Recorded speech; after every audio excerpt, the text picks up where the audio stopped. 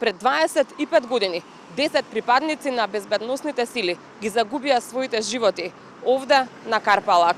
Четврт век подоцна, сеќавањето за трагичниот настан се уште е свежо.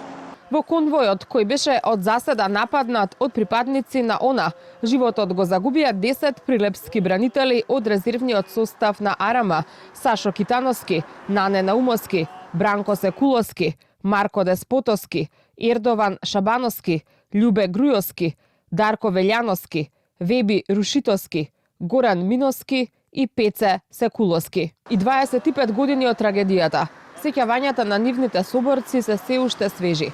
Велат дека додека се живи ќе ја паметат агонијата во која се нашле додека се обидувале да се спасат. Иако голем број се спасиле, многу од нив починале подоцна, како што велат нивните другари, поради болести кои ги носи претрпениот стрес. Поранишниот припадник на резервниот состав на Арама, Јордан Трајковски, кој успеал да го преживее воениот конфликт, вели дека е разочаран што за 25 години државата не успеала да направи достоен споменик за почит на младите бранители кои животот го дале за Македонија. Тој ден, овде во една заседа, нова место, бевме нападнати и загинавме 10 наши, изгубивме 10 наши колеги и денеска стоиме на обична банкина, на обичен пат, без никакво спомен обележи. Нашите патриоти во наводници што се на власт се сеќаваат на нас само 10 минути во текот на цела календарска година кога ќе дојдеме овде. За права апсолутно никакви. 25 години се молиме, никој не прашал како живеете, да нешто ви треба. Не, ние сме начисто, а како да речем, не третираат како терористи. И денеска су многу навредени. Значи, учесниците, еве ги моите овде, ние кod 2001 бевме, положуваме последни цвеќи на споменобележјето на нашите, да речем, роднини, согаѓани, соборци. Не е срамота. И Гоце Бежовски бил учесник во воениот конфликт.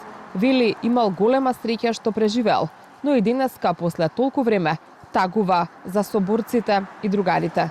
Кога отидеме во Тетово во 2001 година, Ацо Капетанови Јордановски убаво му кажа на Сокол во Тетово: Сокол, ние поминуваме како поминуваме. Сам пази, овие се како се одат и утре како чидат.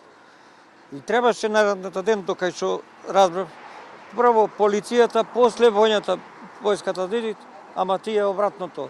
И ова е нешто неверојатно, не знам кој ќе. Нема ни еден, ни друг од држава, никој не се загрижува за нас.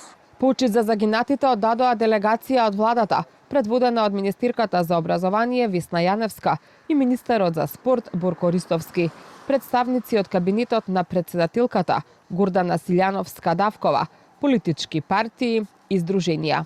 Одбележувањата на годишнината почнаа синоќа во Прилепската касарна Мирче Ацев, а продолжија во градот и денеска пред споменикот на загинатите. Во нашата единица споменот за великаните не бледне.